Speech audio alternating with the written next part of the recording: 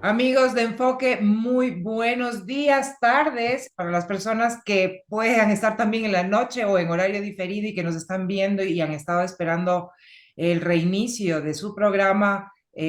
Bueno, pues estamos aquí. Y como les habíamos dicho desde hace mucho tiempo, nosotros no es que estamos frecuentemente buscando temáticas para la ciudadanía, sino que cuando encontramos profesionales que saben profundamente de problemáticas en la política pública a nivel nacional aquí en el Ecuador o en la región, pues creemos que es importante invitarlos y abrir este espacio de YouTube. Así que muchísimas gracias por acompañarnos y también quiero presentarles formalmente a todos ustedes al doctor Antonio Martínez. Él es cirujano muy reconocido en la ciudad de Guayaquil. Estamos hablando sierra y costa. Para las personas que saben que Ecuador tiene una sierra, una costa y un oriente y también una zona fuera del océano, que es más allá del océano, digamos así, que es offshore, que es la parte de Galápagos. Pero bueno, bienvenidos sean todos ustedes.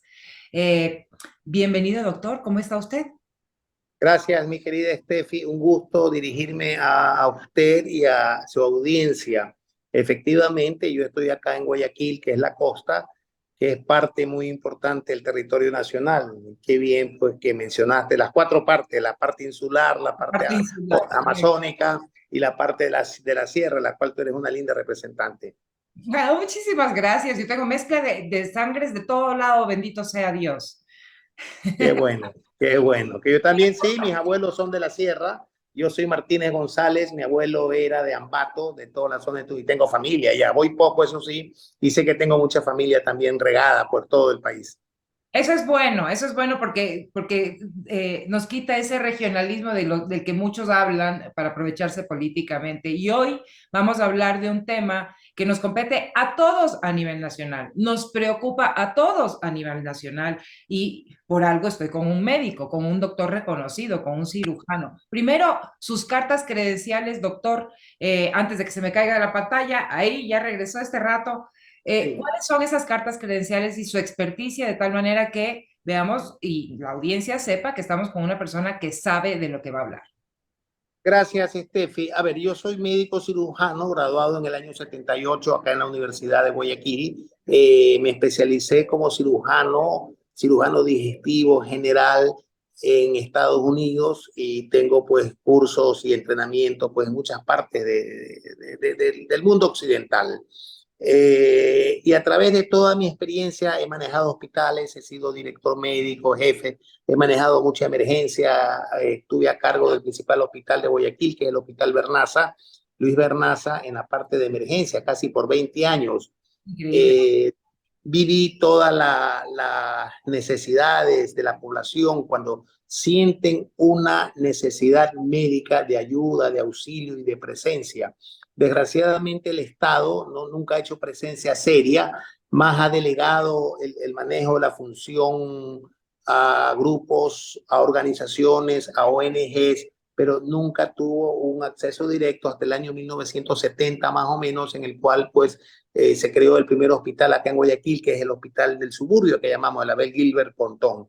Ustedes en Quito pues sí tenían pues hospitales, el Ministerio de Salud se inauguró, si no me equivoco, por el año 60, 62, si no me equivoco, o un poquito antes, pero es muy nuevo porque antes no era como ministerio, antes se manejaba como una institución pues de provisionamiento de salud. Pero bueno, el tema es que personalmente yo incursiono en la vida pública cuando el ingeniero León Febres Cordero queda alcalde de la ciudad de Guayaquil y en el caos que fuimos, o que era la ciudad de Guayaquil por el año 1992, porque él gana la alcaldía en esa época, me pidió que colabore con él.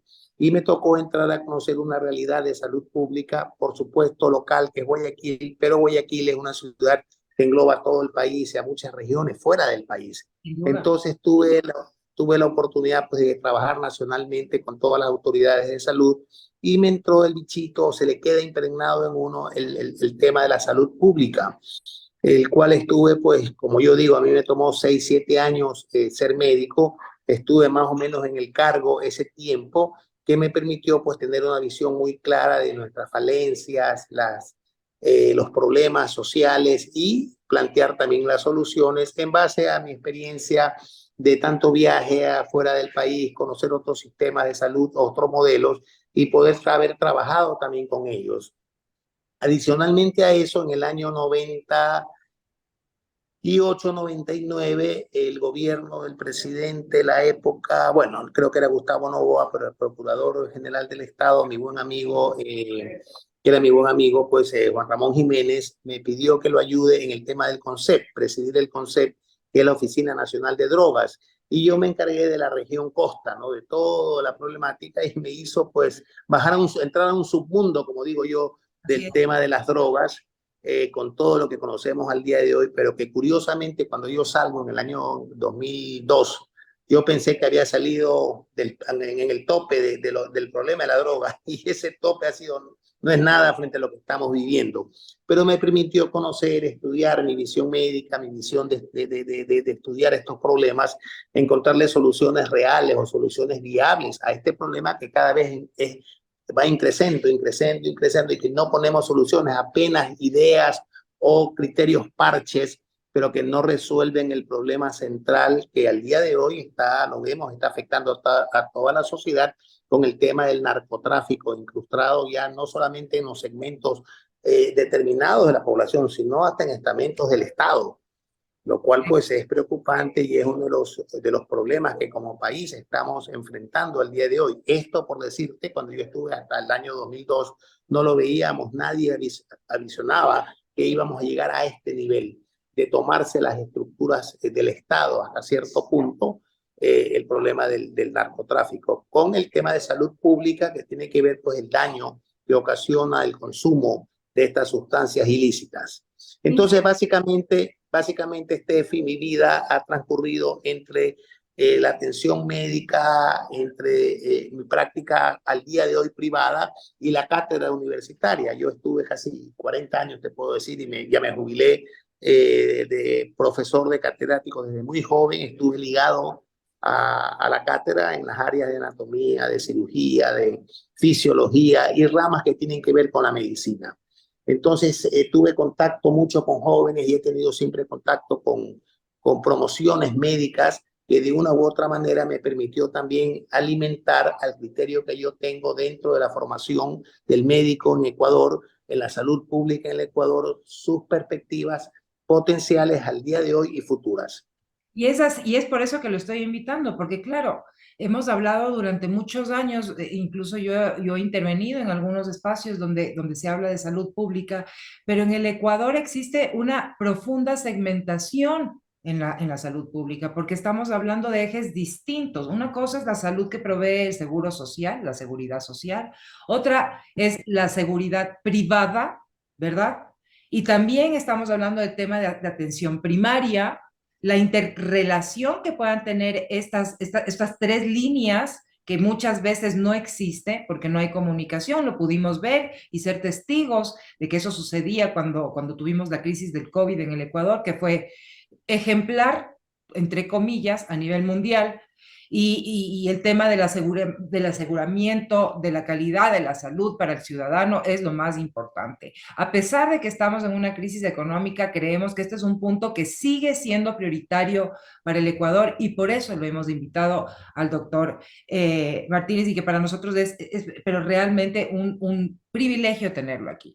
Eh, Gracias. Vamos empezando con el concepto constitucional, doctor, porque se habla de que todo ciudadano ecuatoriano tiene derecho al aseguramiento universal, lo cual ha generado problemas tanto en el sector privado y no se diga en el sector público, más aún en el Instituto Ecuatoriano de Seguridad Social. ¿Cómo resolver esa frase, que es el derecho a la seguridad universal, que no es una realidad, porque cuando uno va y busca una cama muchas veces en un hospital público, tiene que buscar un palancazo, como decimos los ecuatorianos, ¿no?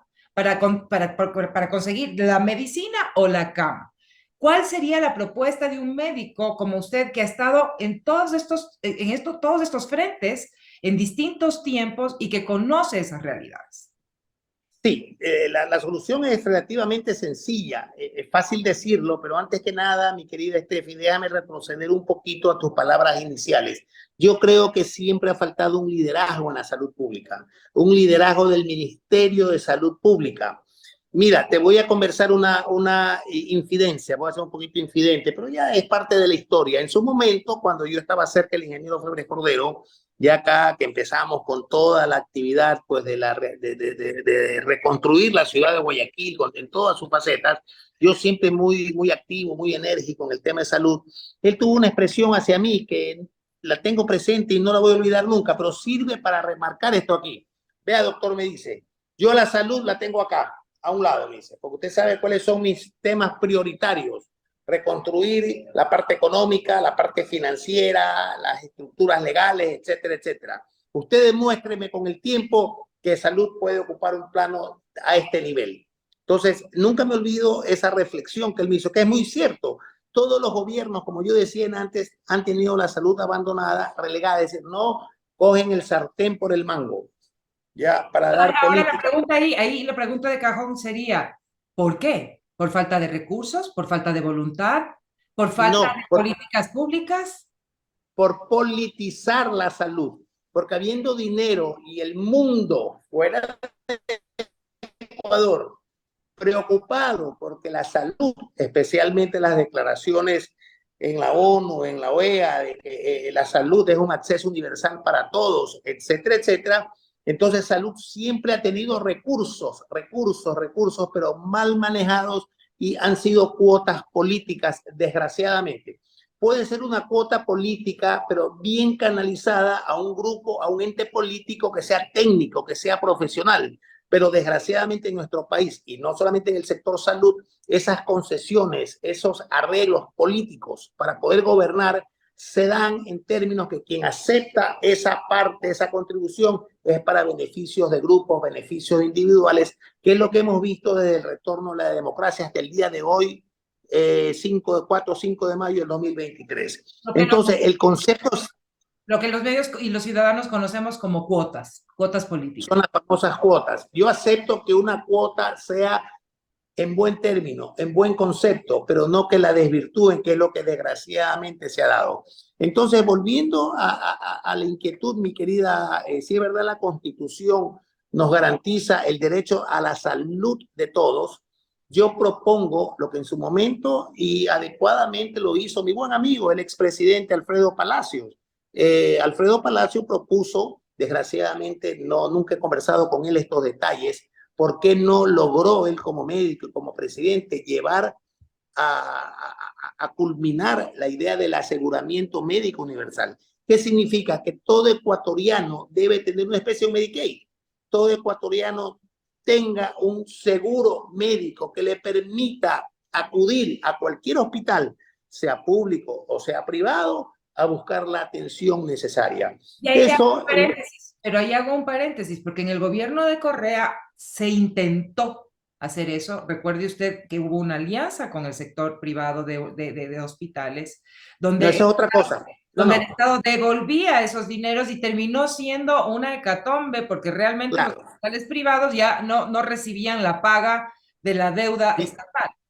Viví esa parte. Eso también fue más que politizado, fue manejado demagógicamente, mi querida Steffi, porque no se centró en lo básico. ¿Qué es lo básico? Primero, determinar cuál es la población que que no tiene ningún tipo de protección de seguro. Alrededor más o menos de un 60% está y el otro 40% se reparte en un 23, 24% que usan la seguridad social y un 14 o 15 que estamos con los seguros privados. Pero tienes un 60% de la población desprotegida. Entonces, a esa población tienes que darle un seguro, no para que vaya a un hospital. No, No, para acá lo es la de... atención primaria. Ahí volvemos al tema de Correcto, atención primaria. Exacto. correcto. Entonces, hay que orientar la atención médica y fortalecer la atención primaria y los centros de salud primarios. ¿Cómo Estamos hacerlo? viendo Porque suena. ya utópico y es frustrante para nosotros como ciudadanos. Bueno, te digo primeramente la falta de liderazgo del Ministerio de Salud, ¿no? De coger y poner a todo el sector salud del país en orden y ubicarlos en sus verdaderas dimensiones de qué es lo que hacen y qué es lo que representan. Te pongo un ejemplo. ¿Qué estamos viendo al día de hoy? Hoy día, que el país ha iniciado una campaña de vacunación infantil contra la triple, ¿no? Y el sarampión, sí. Pero eso es normal, eso es operativo. A mí no me llama, o sea, está bien para levantar la imagen política del presidente, pero a mí me da, no vergüenza, pero sí digo entre mí, es como que yo en mi casa me enorgullezca porque le llevo el arroz con menestra, le llevo el pan y le llevo la leche a mis hijos. Pero no el Si es una pescado. obligación básica, pues no. Esto es obligación básica del Estado, porque me propongan algún tipo de, bueno, vamos a trabajar para que ningún ecuatoriano quede desprotegido, para que este ecuatoriano presente con el número de cédula, con su tarjeta incluida en la cédula de aseguramiento universal, para que cualquier centro de salud, cualquier médico privado lo reciba y pueda cobrarle al seguro.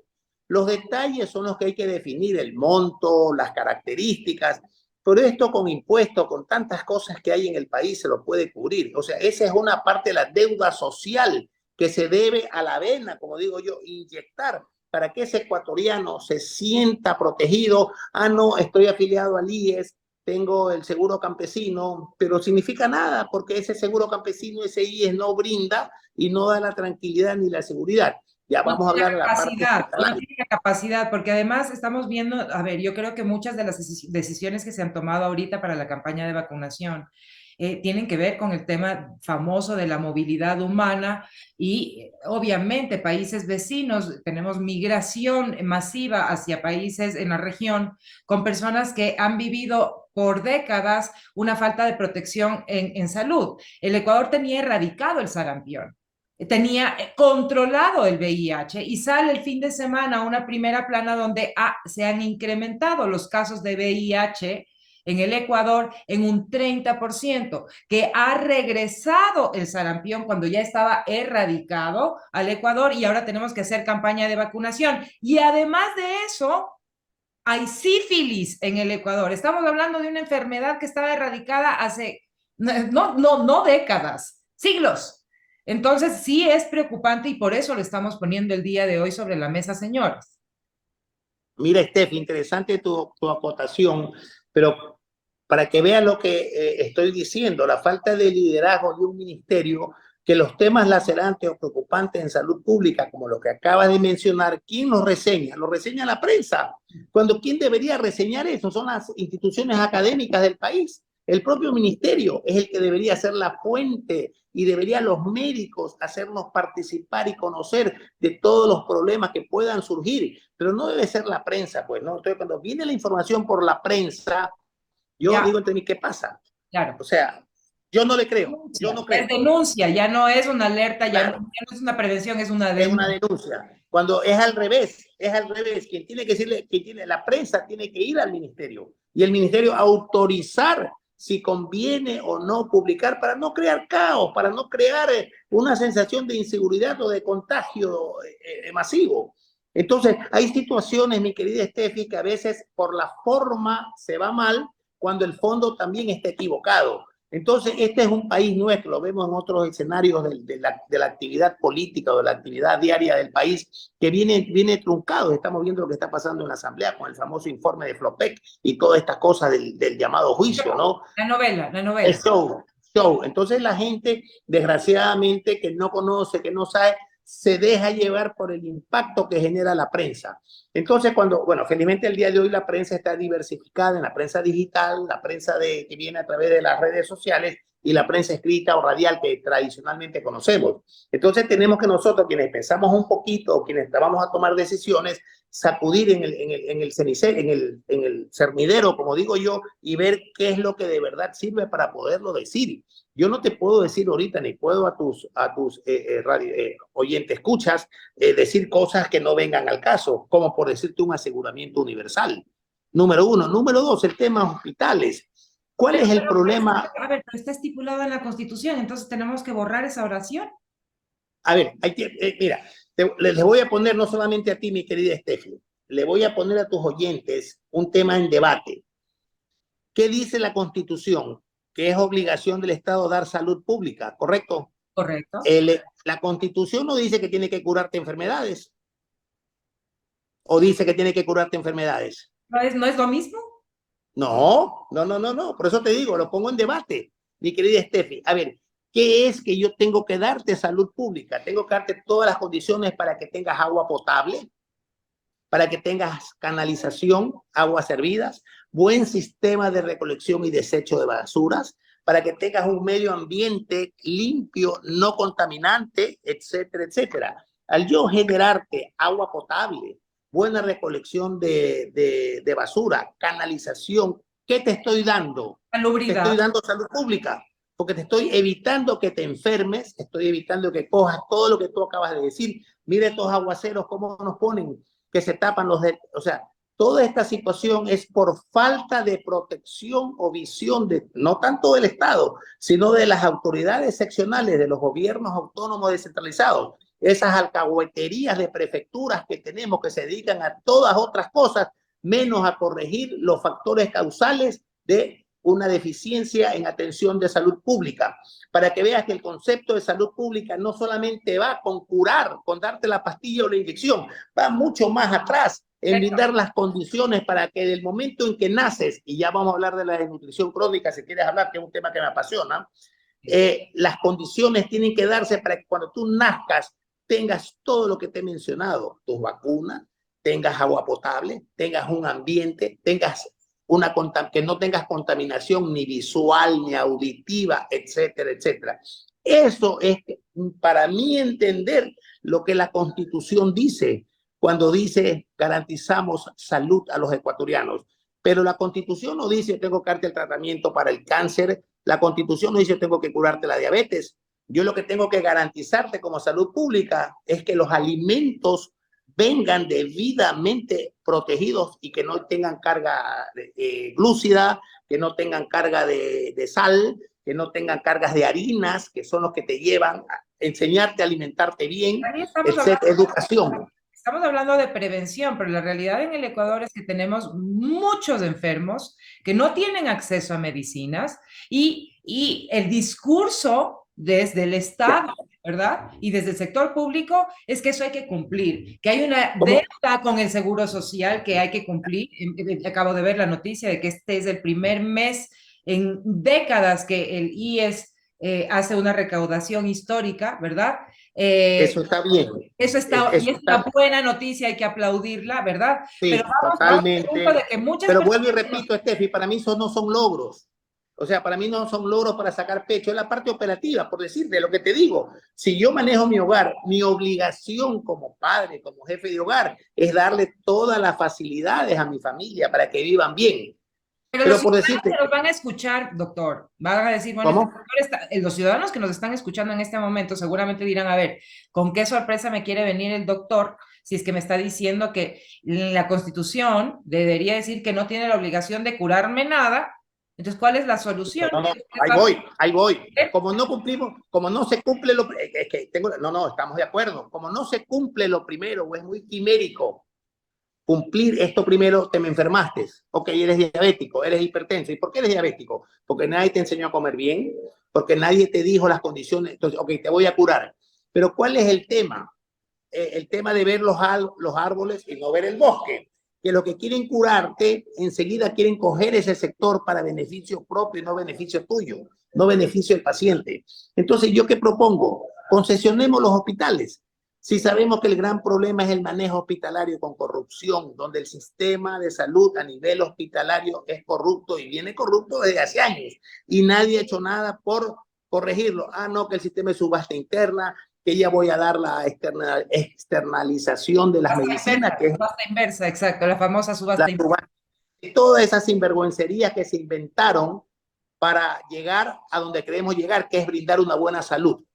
Cuando yo era pequeño y estábamos en la escuela, en el colegio, a mí me enseñaron una frase que nunca me olvido, que el camino más corto entre dos puntos es la línea recta. Acá el camino más corto para llegar a los dos puntos son curvilíneos. Te llevan para atrás, te regresan, te dan subasta interna.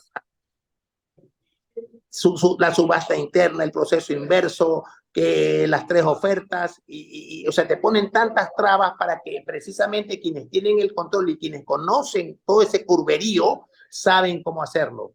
Justo leí hace poco que la Contraloría acaba de detectar más de, bueno, a nivel judicial, más de 700 y pico de errores, y eso es en todo el país, porque precisamente no hay alguien, mi querida Steffi, con una visión de país que quiera llegar a que esta línea sea la línea recta más corta entre los dos puntos, que es el Estado y el pueblo llano. Es Correcto. el Ahora, Estado entonces, aquí central. estamos planteando un modelo completamente nuevo con el doctor.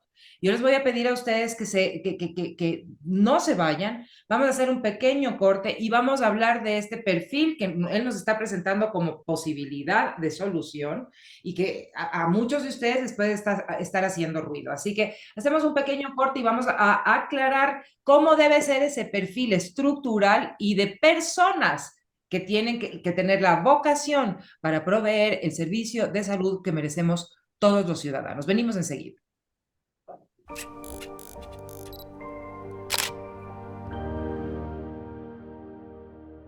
Muchísimas gracias, amigos queridos, por continuar con nosotros y estamos hablando de un tema que es sensible, es realmente sensible, porque además estamos viviendo un fenómeno del niño muy intenso y la gente piensa que una vez que acaban las lluvias, acaban los problemas y no es así. Recuerden ustedes que esto es cíclico y cada vez que termina el ciclo invernal así de fuerte, como el del niño, que es cada 7 años, que lo estamos viviendo este año, viene el emposamiento del agua, vienen los mosquitos, viene el dengue, en muchos casos viene el cólera. Entonces, a quien esté de turno en cualquier gobierno local, tiene que prestar atención a esta entrevista, porque no es que vamos a no tener problemas de este año en salud. Seguramente se incrementarán y más aún con los titulares que hemos hablado con antecedentes. Entonces, el doctor Martínez nos está planteando un modelo donde tal vez y posiblemente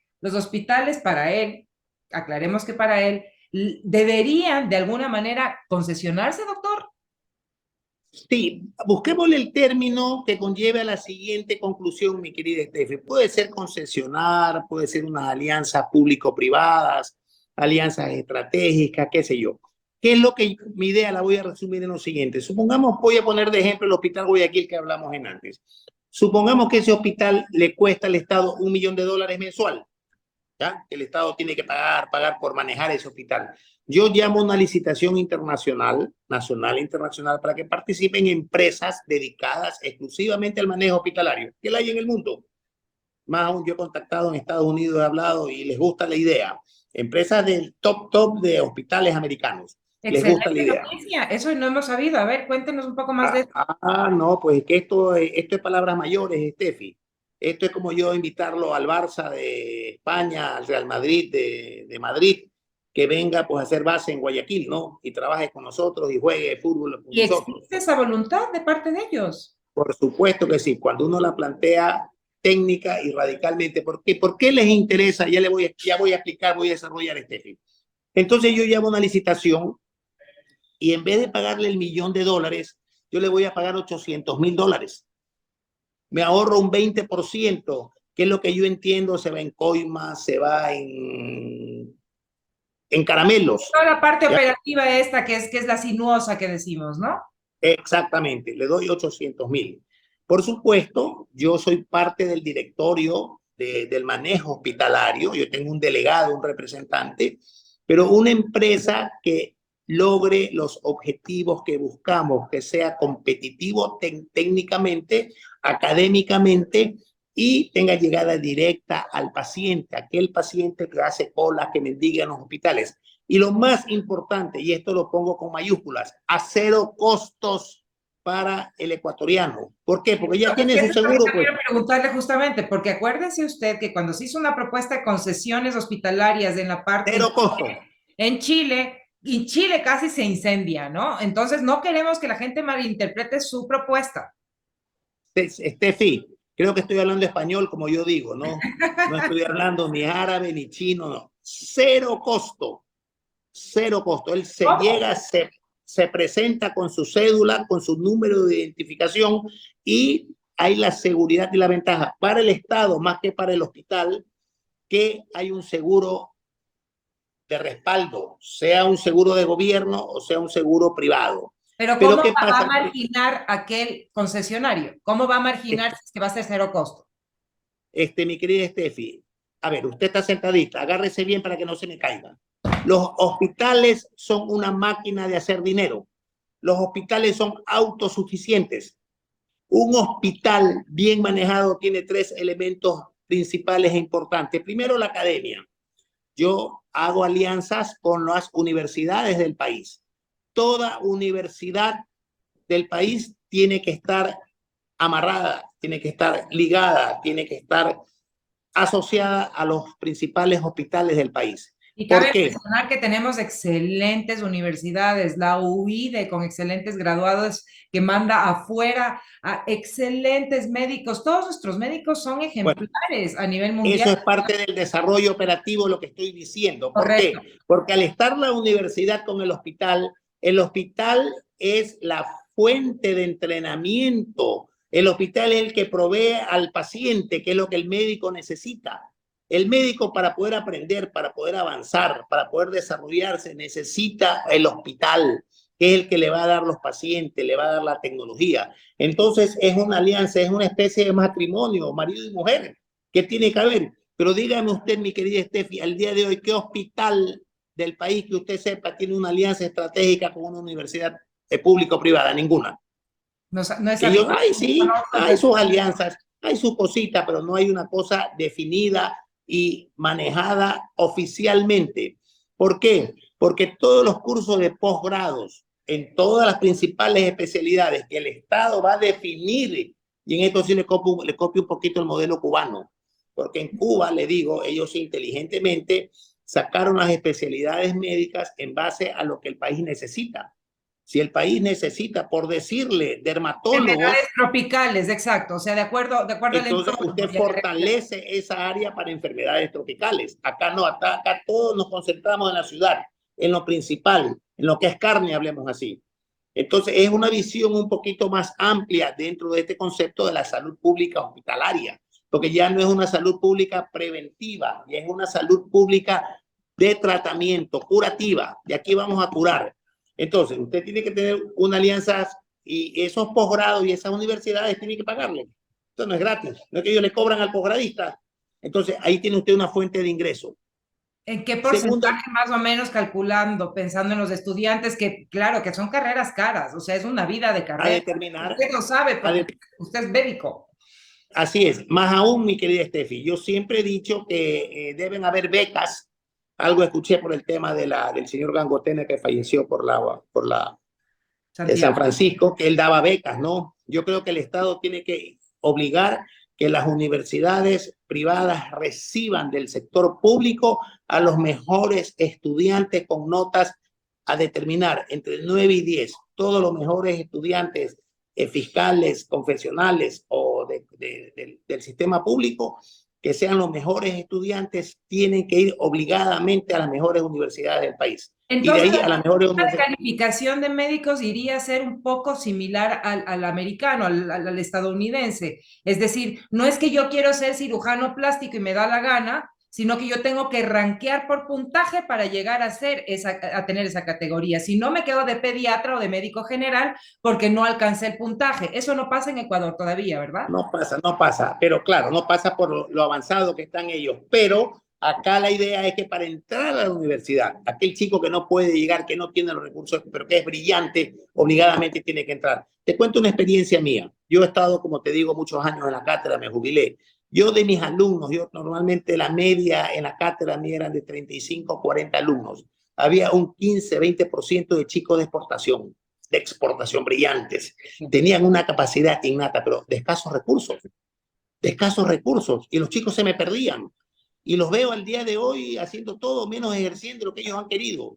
Había Entonces, tenido la vocación, lo perdieron. tienen la vocación, fueron a la universidad, pero la universidad era tan débil, estaba tan politizada, tan prostituida, que jamás se preocupó de velar por el futuro, por lo que estaba dentro de la universidad. Yo hacía lo posible, me los traía que trabajen conmigo, los motivaba en la cátedra, Una vez encontré un chico brillante, de esto que te estoy hablando, y seguía estudiando, haciendo posgrado. Pero ¿qué maestría, perdón, qué maestría vas a sacar si no has ejercido la profesión?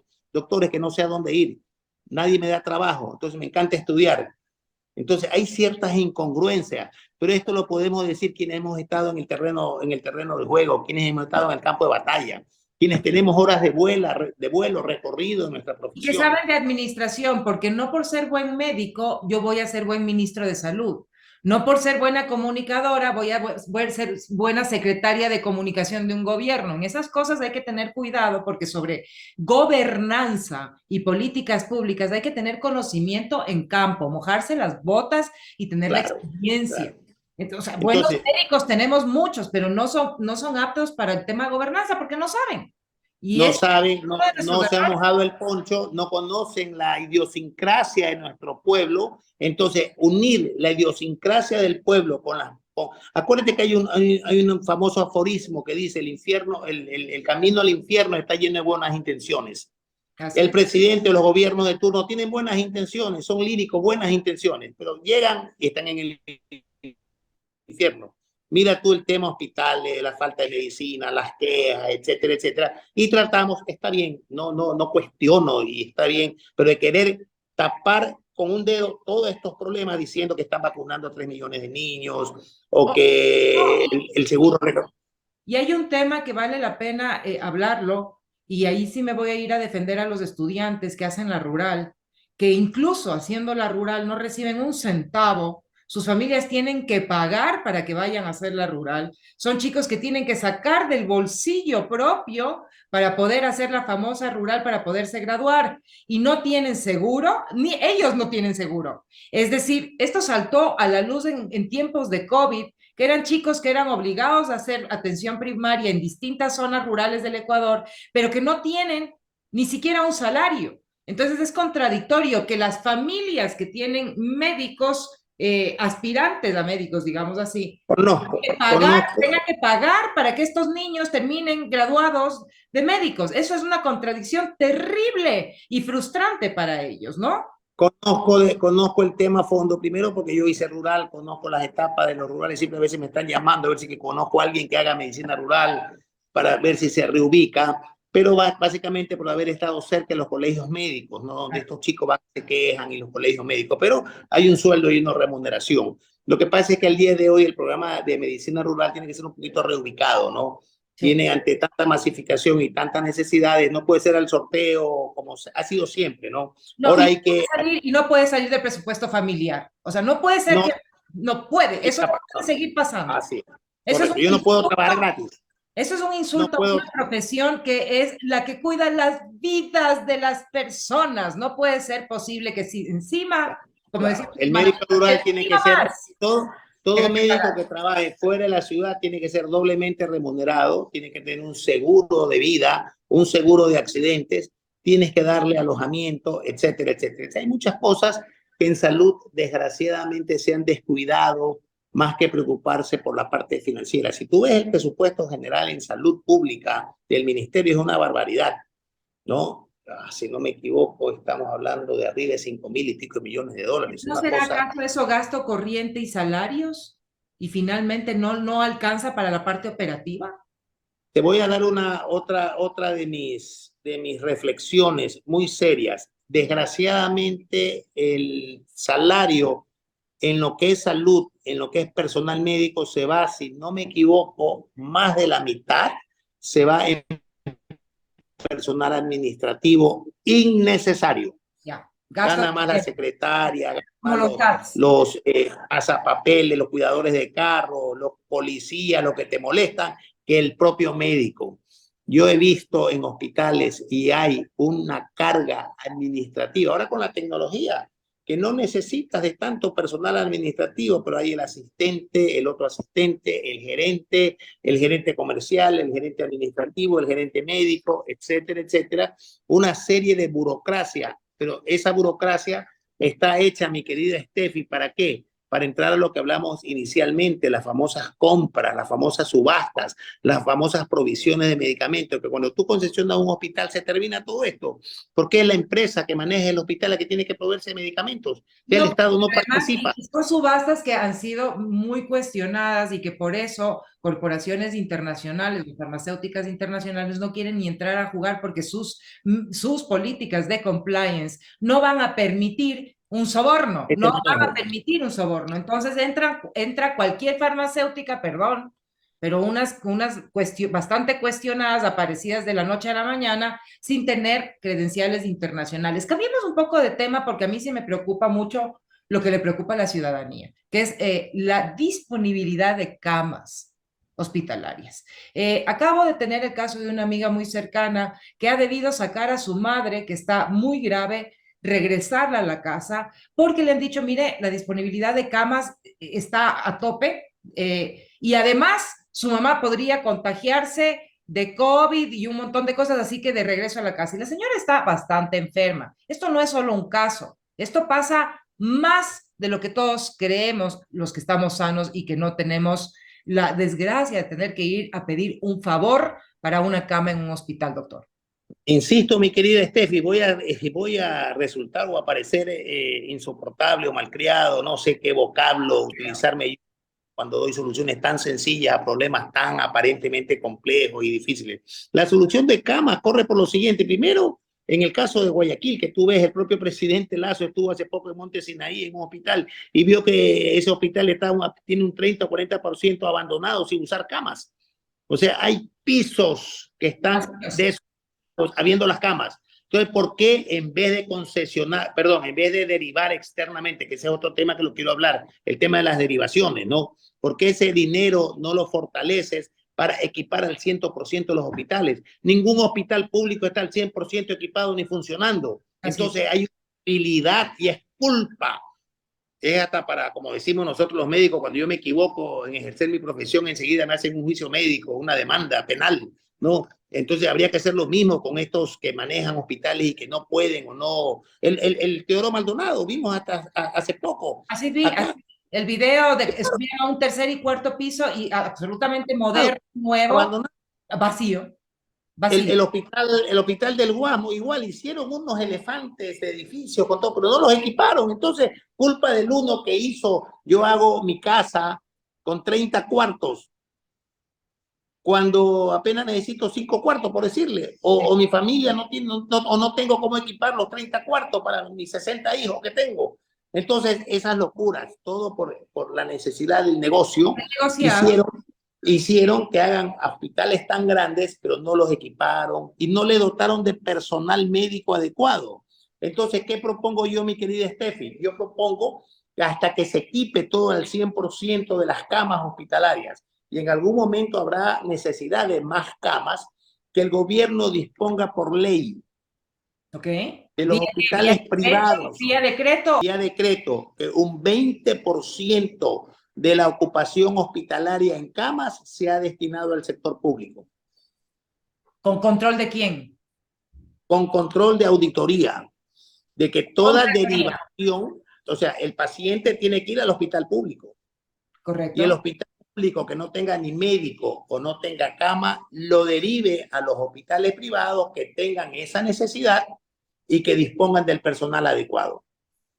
Ok. ¿Ya? O sea, por ley, un 20%. Si mi hospital tiene 100 camas, yo dedico 20 camas para el sector público, con el mismo trato, con el mismo manejo, con las mismas consideraciones que le estoy dando al privado. A ver, si estoy hablando de trato, no de trata, cuidado, de trato al cliente, fuera de cámaras y antes de esta entrevista, usted me mandó unas siglas que solo las entienden ustedes como médicos, que es una metodología, supongo que es OCC.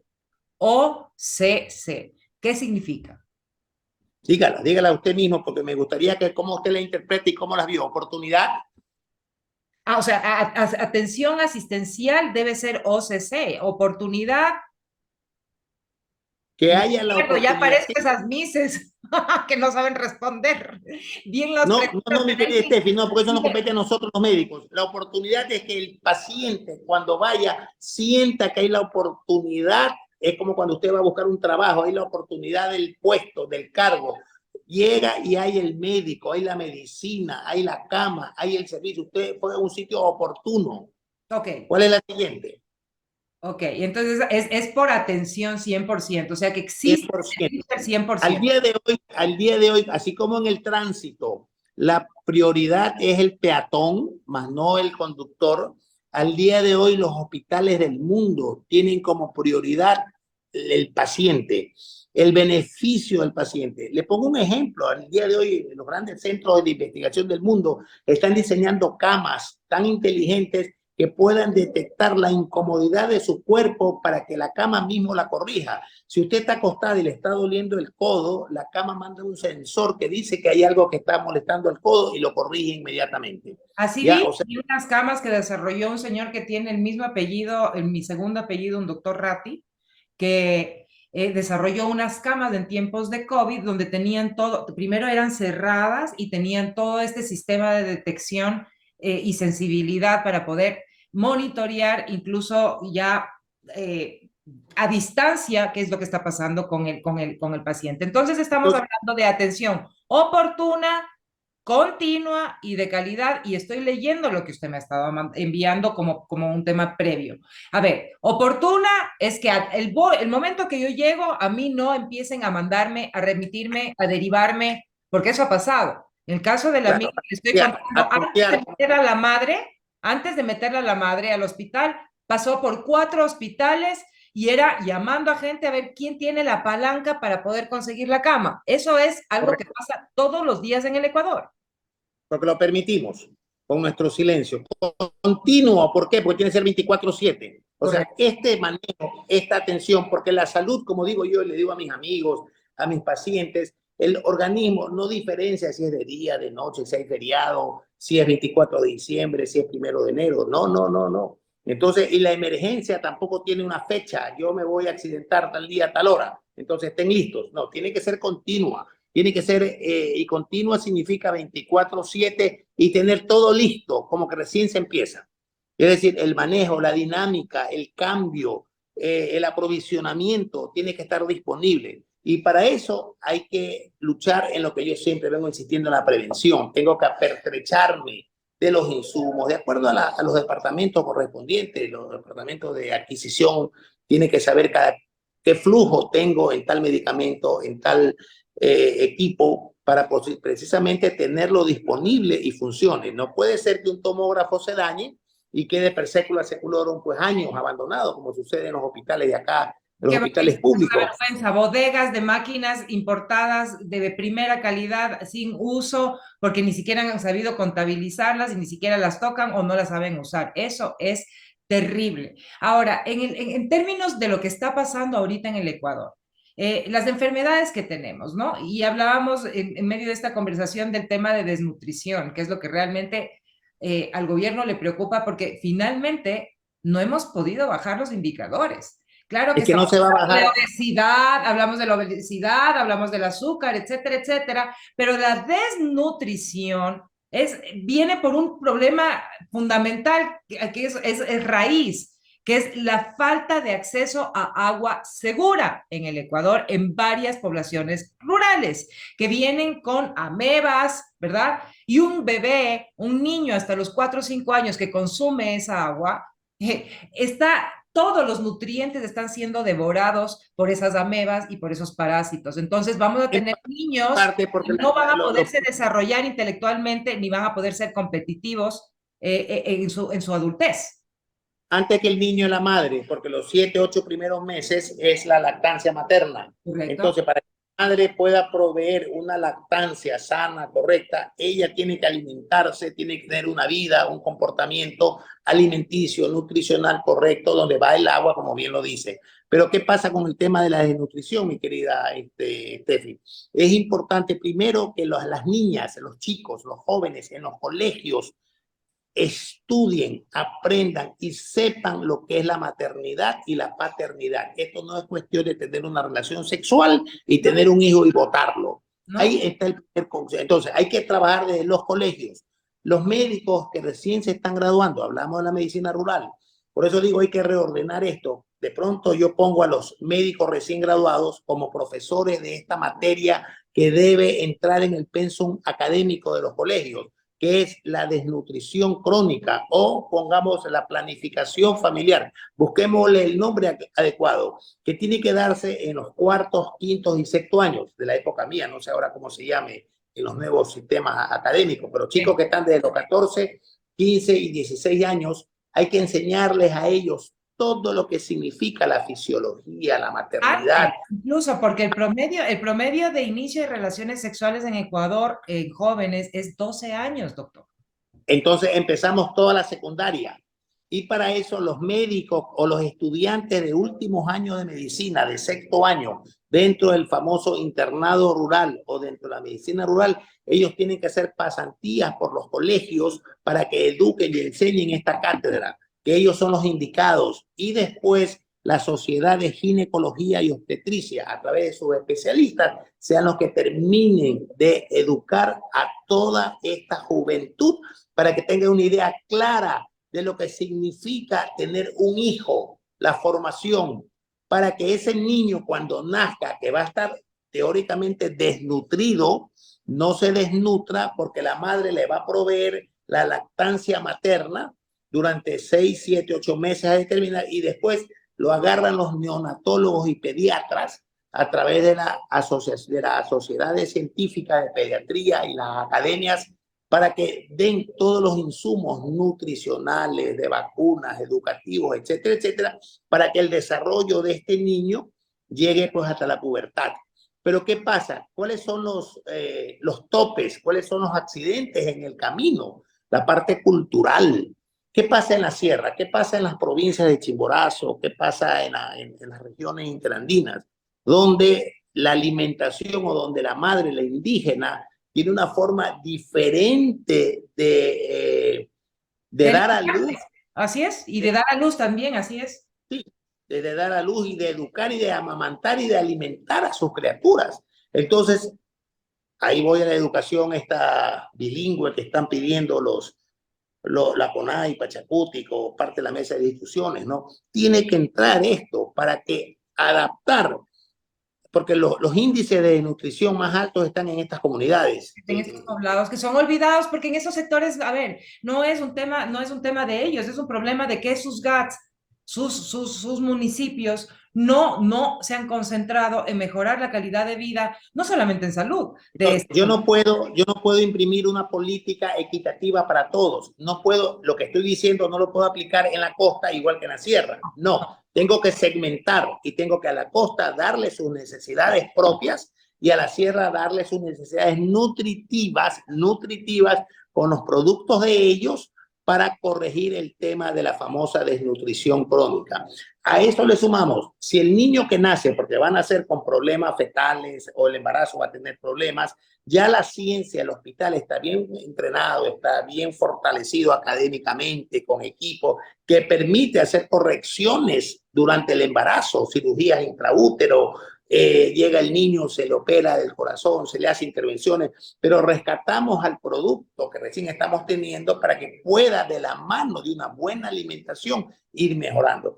Es decir, ahí ya entra la ciencia, ya entra la academia, ya entra la parte técnica. Por eso es que los hospitales, pero también los medios insisto, de comunicación, pero también ahí sí, yo hablo desde mi lado un poco, también ustedes los tienen que medios ser de parte de un comunicación. hospital. Los medios de Tienen que ser, comunicación debieran claro. tener franjas que no sean espacios publicitarios pagados, la famosa pauta, no, porque a ver, Ustedes son los vasos a tener comunicantes. un titular donde tenemos el 30% de incremento en VIH-Sida, ¿no hubiera sido mejor que durante los últimos 5 años hubiera habido una campaña preventiva en los medios de comunicación de forma gratuita para toda la población? Y eso es un tema que ya lo dejo aparte porque me queda un tema que me preocupa mucho y es el tema de los monopolios en ciertas cosas. Los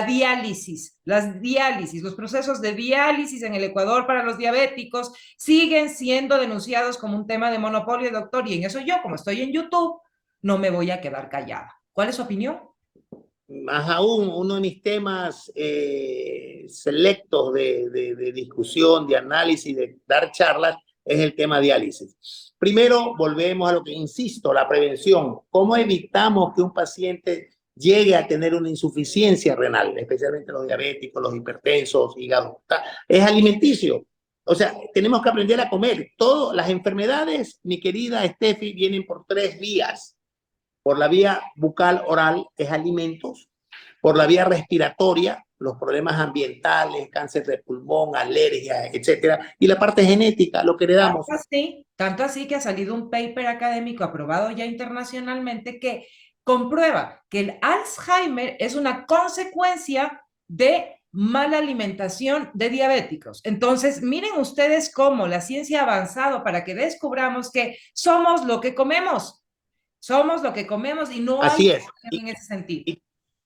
Y para otra oportunidad, para otra charla, vamos a hablar de la microbiota, de la simbiosis intestinal, de la disbiosis de las bacterias intestinales. Eso lo hablamos después. Esa es otra charla, que es lo que está de Es una boga. radio española y me encantó el tema, así que lo comprometo para que venga de nuevo. Está en boga eso de allí. Sí. Es la charla que yo le pongo a mis amigos cada vez que me reúno con ellos. Pero vamos al tema de la diálisis. Los trasplantes renales, mi querida Steffi, porque como no hay hospitales, no hay fortaleza, no se trasplanta. Entonces te quedas en la diálisis, te quedas en el intermediario. En vez de tú ir a la tienda a comprar, buscas al motociclista para que vaya a la tienda. ¿Pero por qué? Porque esto sí es una denuncia. Es porque hay un Claro, porque los monopolio hospitales no están. manejado por una sola persona, por un solo grupo que es el dueño de todas las diálisis a nivel nacional y las señoras, los ciudadanos tienen que pagar y en eso sí, pagar. No es que es salud universal, no es que es gratuito, ni mucho menos. El ¿Qué le Estado... hago a las clínicas de diálisis? ¿Qué le hago a las clínicas de diálisis? Señor, ¿ustedes cuántos pacientes tienen? A ver, tienen 100 pacientes. ¿Cuántos están en plan de trasplante? Todos, desde que entran al plan de trasplante. Correcto. Está bien, momentáneamente ellos están en la diálisis, pero van a plan de, que no hay cómo trasplantar, que el hospital no tiene. Bueno, hago alianzas estratégicas con la región. Hablo con Colombia, hablo con Perú, hablo con Chile. Hago alianzas estratégicas y mando 30 nefróticos o insuficientes renales a que se trasplanten en Medellín, que se trasplanten en Cali, que están avanzadísimos. Entonces, esa es la labor del ministerio, pues, del Ministerio de Relaciones Exteriores, de las embajadas. Llegar a los hospitales, ellos están trasplantando, y no solamente riñón, voy con corazón, voy con hígado, cuánta gente que necesita. Entonces le ahorro al Estado, le ahorro una millonada, porque bajo la carga de pacientes que entran a diálisis, y sobre eso hago campañas fuertes a través de los medios de comunicación, de educación alimenticia, de saber comer, de que por edades ya no pueden comer los verdes, la yuca, el pan, etcétera, etcétera, el fideo, todos los carbohidratos, y voy avanzando y no favorezco las huecas, ni estoy favoreciendo en la prensa a Masterchef para que la gente coma y se llene de grasas y todo eso. Mira lo curioso que es la prensa, ¿ah? Cuando la prensa magnifica las huecas, ¿cómo se llama? La gastronomía, Huecas, las famosas. huecas.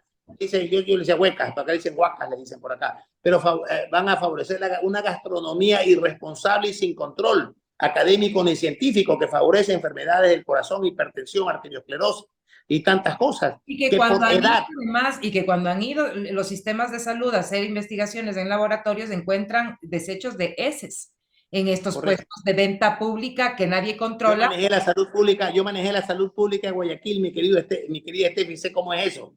Por eso yo sí puse mano dura, y me alegro que al día de hoy mucha gente corrigió y corrigió para bien. Yo eliminé los famosos kioscos que habían acá en Guayaquil, no sé si te acuerdas, los kioscos fijos donde te vendían las quesadillas, los caramelos, los dulces, las colas. Yo Se han hice acá un venido todos para análisis, acá, se han venido a Quito, le cuento, estamos yo invadidos. lo saqué, y yo implementé un modelo que me dio la FAO en Brasil.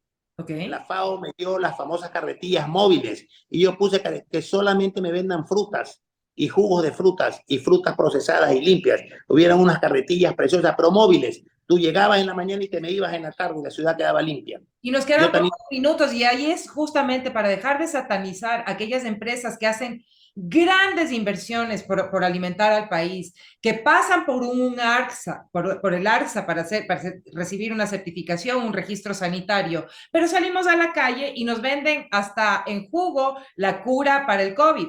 Y ahí sí no hay ningún control. Eso sí es como denuncia para que alguien haga algo, porque es el colmo que esto se convierte en el día a día. En cada esquina venden jugos que no están con ninguna. Esos cargos, esos nombres que tú mencionaste, Arsa, ¿cuál es el otro? INE, Ah, todo INE, eso. RT, exacto, Desgraciadamente están como cuotas políticas, mi querida Steffi, y ¿no? están siendo manejadas así y ya hablamos de lo que representan desgraciadamente las cuotas políticas. Yo te acepto una cuota política, pero bien seria, bien manejada, sin coimas, sin participación de terceros, sin compromisos, sin vicerazos que tenga que recibir órdenes de arriba y que tienen que hacer cosas chuecas y equivocadas, que desgraciadamente es el ancla que tiene este país para salir del subdesarrollo Y y quiero de la situación. quedarme, cerrando ya esta entrevista, quiero quedarme con la gran noticia de saber que hay instituciones internacionales certificadas interesadas en invertir en Ecuador. ¿Cómo Ven vamos al a cómo podemos contactarlo a usted, doctor, directamente? De tal manera que, por ejemplo, el Foro de Salud Pública, los distintos entes que tienen credibilidad aquí en el Ecuador, puedan unir esfuerzos y no solamente pensar en el hospital en Guayaquil, en el hospital en Quito, no son solo dos ciudades. Ecuador es grande y hay varias ciudades en el Ecuador que no tienen servicios de salud y que tienen que así, recorrerse ciudades enteras, kilómetros enteros para llegar, ojalá, a hospitalizar en una emergencia a su pariente, si no en el camino se les muere. Su último así. mensaje en ese sentido, porque si es que hay el interés de invertir, ¿por qué no estamos Sí. haciendo nada al respecto? Mira, curiosamente, Steffi, yo sí lo puedo hablar en primera persona porque me toca estar fuera del país, me toca estar por actividades familiares en Houston, directamente en Estados Unidos, y yo que estoy en el tema salud, salud pública, salud preventiva, busco los grandes centros y hablo con ellos, y curiosamente, yo tengo una licencia hospitalaria allá, cuando hablo con los médicos, ven bien al Ecuador, mejor de lo que vemos nosotros. Chuta, tú eres de Ecuador, oye, qué lindo país, ¿tú crees que se puede invertir? Oye, el clima es una cosa que no sabemos valorar, el estar en como estamos, ¿no? Porque allá el frío, allá el calor son los extremos y esa gente quiere emigrar, esa gente está por el trabajo, porque ganan bien o porque ya viven allá. Y no se diga a los ecuatorianos que están allá, ellos quieren regresar en algún momento. Entonces sí me llamó la atención ver cómo a diferencia de nosotros que somos pesimistas, ellos ven muy bien al Ecuador, ¿no? Lo ven bien y ven como una opción para invertir. Entonces he dado un paso adelante en favorecer estos beneficios nuestros para ver si esta gente viene y esta gente quiere venir. Y estoy trabajando en eso, mi querida Steffi. No le voy a En decir quién, no le voy a decir quién, pero ¿cómo pueden contactarlo? ¿Cómo pueden hablar con usted? ¿Cómo pueden a empezar? través tuyo, a través tuyo. Bueno, voy a poner debajo, mientras en la edición voy a dejar los datos El del número, doctor Antonio. Muchísimas gracias. Hemos a la intentado orden. despejar brevemente, porque el tema de salud es muy profundo y hay muchas personas interesadas en que esto ya cambie de una vez por todas. Nos quedan 3 minutos y voy a dejar ese espacio para el doctor Antonio Martínez, que para mí ha sido un privilegio conocerlo a través de esta pantalla dividida, que esa es la maravilla del Internet, para que dé un mensaje a la ciudadanía, pero también a quienes hacen política pública. Muchísimas gracias, doctor. Gracias, gracias, Steffi. Mi mensaje final es que confiemos en el país, que seamos positivos, propositivos, que hay solución a todos los problemas, pero que desgraciadamente hay dos factores que nos anclan, que nos impiden avanzar, que es la parte cultural, la parte del conocimiento, la parte del estar al día a día.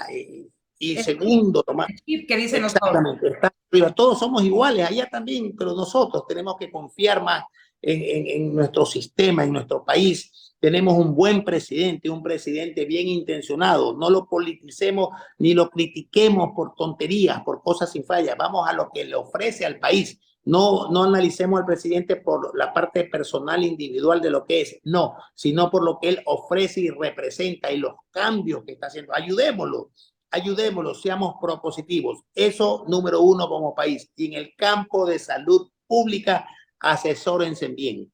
Cuando tengan un problema, busquen un poquito la parte académica. Hay centros muy calificados y busquen asesoría. Ayúdense, porque a veces una mala decisión, yo siempre he dicho que la desesperación es el peor consejero que hay Uno cuando tiene una enfermedad, una emergencia, una gravedad, se desespera y a veces cae en malas manos, que desgraciadamente la tenemos Así todas. es. Borren, por favor, de su agenda al sobador que les cura, Así que es. no sirve. Borren de sus mentes de estos sitios de jugos curativos, etcétera, etcétera, que Y no. no se dejen llevar por la publicidad comercial que te ofrecen maravillas y desgraciadamente no son. Con una salvedad, que era siempre mi primera frase cuando yo entraba a clases, daba clases, la primera clase que tenía con mis alumnos, le decía una expresión muy mía. Las verdades de hoy en medicina y en la ciencia son las mentiras del mañana. Gracias, doctor. Bendiciones a todos ustedes por habernos acompañado. Muchas gracias. Gracias. Gracias, Estefan. Un buen día. Cariños.